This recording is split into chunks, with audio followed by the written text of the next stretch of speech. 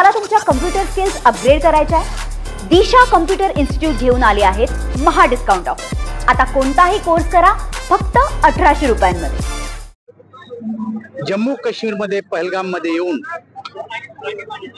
आपल्या निरापराध नागरिकांना गोळ्या घालून ठार मारलं, त्या अतिरेक्यांचा खात्मा करण्यासाठी आपल्या देशाचे शूर सैनिक यांनी अतिरेक्यांचे जे पाकिस्तानातले अड्डे आहेत त्या अड्ड्यावर हल्ला करून त्याचा नायनाट त्या ठिकाणी केला गेला आणि त्यामुळं दोन्ही देशांमध्ये या प्रकरणावरून वाद निर्माण झाला, युद्ध सुरू झालं। आतापर्यंत इतिहास आहे की भारतानं कोणावरही स्वतःहून अशा प्रकारचं युद्ध कधी सुरू केलेलं नाही। जेव्हा जेव्हा आमच्यावर अशा प्रकारचे हल्ले झाले त्याला मात्र चोख प्रत्युत्तर देण्याचं काम आमच्या देशाच्या शूर सैनिकांनी केलेलं आहे। आजही जो आम्ही हल्ला केला तो नागरी वस्तीवर केला नाही, तो हल्ला त्यांच्या सैनिक स्थळावर केलेला नाही।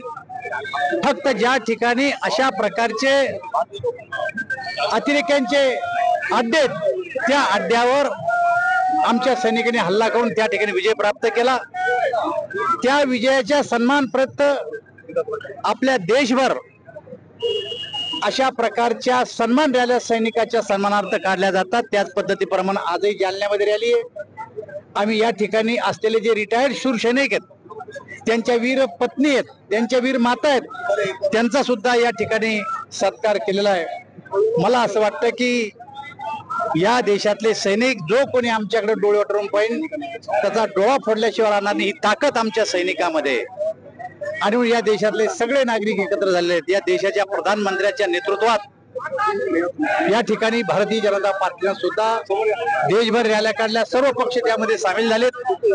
आणि मला असं वाटतं की हा देश एक संघ आहे, एक संघ राहावा या मताशी सर्व देश एकत्र आहे। काही लोक याच्यामध्ये राजकारण करतात। मला असं वाटतं की देशाच्या संरक्षणासाठी आपल्या सैनिकांनी जे काही शौर्य दाखवलं त्यामध्ये कुठल्याही प्रकारचं राजकारण न करता सगळ्यांनी एकत्र येऊन लढा द्यावा अशी आमची अपेक्षा आहे। पंडित भोसले आज रॅली निघालेली आहे आणि तुम्ही देखील सहभागी झालात, काय सांगा? देशाच्या सैनिकांनी आतंकाचा विनाश आणि सर्वनाश केलेला आहे आणि भारतामध्ये आनंदाची लहर आहे।